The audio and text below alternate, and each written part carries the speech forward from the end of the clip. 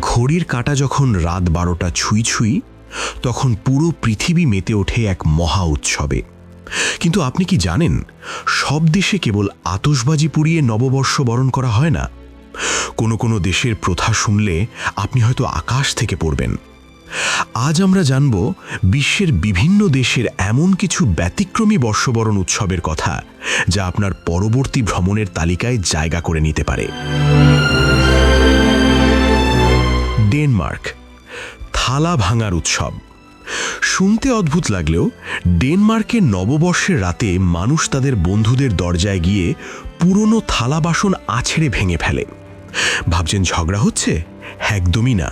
ডেনিশদের মতে পরদিন সকালে যার দরজায় যত বেশি ভাঙা থালা পাওয়া যাবে, তার বন্ধু তত বেশি এবং পুরো বছর তার তত বেশি সৌভাগ্য কাটবে। অর্থাৎ ভাঙা থালা সেখানে ভালোবাসার প্রতীক। স্পেন, 12টি আঙুল ও 12টি ইচ্ছে। স্পেনে যখন মাঝরাতে ঘড়ির কাঁটা 12টা বাজার সংকেত দেয়, তখন সবাই দৌড়ে 12টি আঙুর খেতে বসে যায়। প্রতিটি সেকেন্ডের সাথে একটি করে আঙুর। যদি আপনি 12 সেকেন্ডে 12টি আঙুর শেষ করতে পারেন, তবে বিশ্বাস করা হয় যে বছরের 12টি মাসই আপনার জন্য সৌভাগ্য বয়ে আনবে। স্পেনের এই লা দোসে উভাস প্রথাটি বেশ জনপ্রিয়। জাপানে 108 বার ঘণ্টার ধ্বনি। জাপানে নববর্ষ বরণ করা হয় এক গভীর প্রশান্তির মধ্য দিয়ে।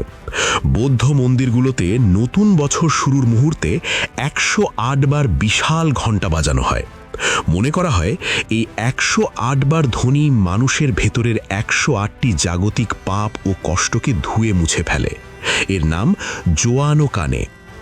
জাপানিরা এই রাতে নতুন পোশাক পরে মন্দিরে গিয়ে প্রার্থনা করে। স্কটল্যান্ডে প্রথম পা রাখা বা ফার্স্ট ফুটিং। স্কটল্যান্ডে নববর্ষকে বলা হয় হগম্যানি। তাদের একটি অদ্ভুত প্রথা হল ফার্স্ট ফুটিং। মাঝরাত হওয়ার পর প্রথম যে ব্যক্তি আপনার ঘরে পা রাখবে, সে যদি লম্বা, সুপুরুষ এবং কালো চুলের অধিকারী হয় এবং সাথে করে কয়লা বা রুটি নিয়ে আসে, তবে আপনার পুরো বছর খুব সমৃদ্ধিতে কাটবে। আজও স্কটল্যান্ডের গ্রামে গ্রামে এই প্রথা বেশ জাঁকজমকভাবে পালন করা হয়। ব্রাজিল, সাদা পোশাক ও সমুদ্রের ঢেউ। ব্রাজিলের রিও ডি জেনেরোতে মানুষ সাদা কাপড় পরে সমুদ্রের তীরে জড়ো হয়। তারা সমুদ্রের ঢেউয়ের উপর 7টি ফুল ভাসিয়ে দেয় এবং 7টি ঢেউ টপকানোর চেষ্টা করে।